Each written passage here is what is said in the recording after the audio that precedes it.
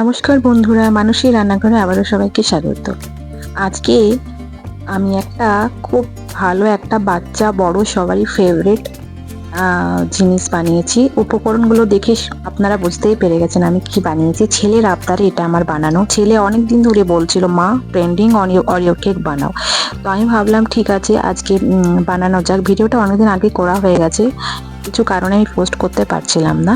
তো আজকে আমি আপনাদেরকে দেখাবো এই স্পঞ্জি চকলেটি ব্যাস কয়েকটা উপকরণ দিয়ে বানালাম এই অরিও কেকটা। তো বন্ধুরা, ভিডিওটা প্রথম থেকে শেষ পর্যন্ত দেখার অনুরোধ রাখলাম। ভালো লাগলে অবশ্যই একটা লাইক প্রাপ্য, আর শেয়ার করবেন, আর কমেন্টে লিখবেন কেমন হয়েছে।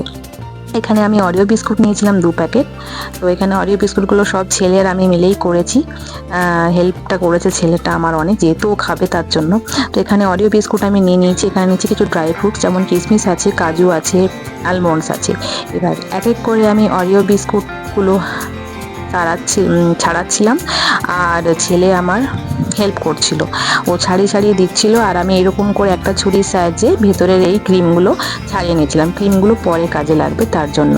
এখানে আমি মিক্সিতে ভালো করে আমি গুঁড়ি করে নিয়ে এলাম। এবার এর সঙ্গে লাগবে আমার একটু দুধ। ওখানে আমি দুধ নিয়েছি, আর নিয়েছি বেকিং পাউডার। তো এখানে ওই ডাস্ট অরিও বিস্কুটের সাথে আমি দুধটাকে একটু একটু একটু করে আমি ঢালছিলাম। তো দুধটা আমার রুম টেম্পারেচারে ছিল, প্রথমে ফ্রিজে ছিল, তারপরে বের করে রেখে দিয়েছিলাম। যখনই দুধ দিয়ে কেকটা বানাবেন হয়তো হালকা একটু গরম রাখবেন, নাহলে রুম টেম্পারেচারে রেখে দেবেন। তো এবার আমি আস্তে আস্তে করে আমি দুধ দিয়ে বিস্কুটের ওই মিশ্রণটাকে আমি একটু একটু করে দুধ দিচ্ছিলাম আর নাড়ছিলাম। তো সব দুধটা দিয়ে দিলাম। এটাতে বেশি দুধ থাকে না, যতটা ছিল আমার কেকটা বানাবার জন্য হয়ে গেছে। এখানে আমি ভালো করে দুধের সাথে বিস্কুটের ডাস্টটাকে মিশিয়ে দেখুন এইরকম করে নিয়েছি, মানে খুব লিকুইডও না আবার খুব শক্তও না। তারপর এখানে আমি ওই 1 চামচের মতন বেকিং পাউডার দিয়ে দিয়েছিলাম।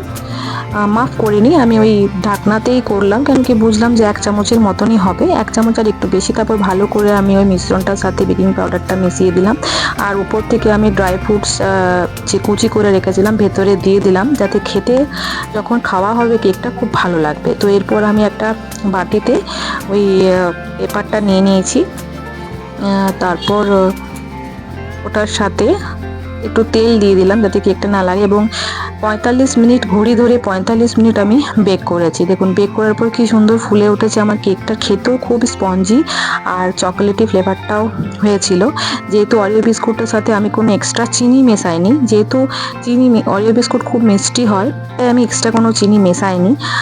তারপর আমি দেখুন 45 মিনিট পর বেক করার পর ফিরে এসেছি। ঠান্ডা হতে একটু দিয়েছিলাম, আর ছেলে ওই কাগজটা উঠিয়ে দিল কেকের। আর দেখুন কত সুন্দর হয়েছে, একটু হাতে করে চিপে দিয়েছিল, ধৈর্য রাখছিল না।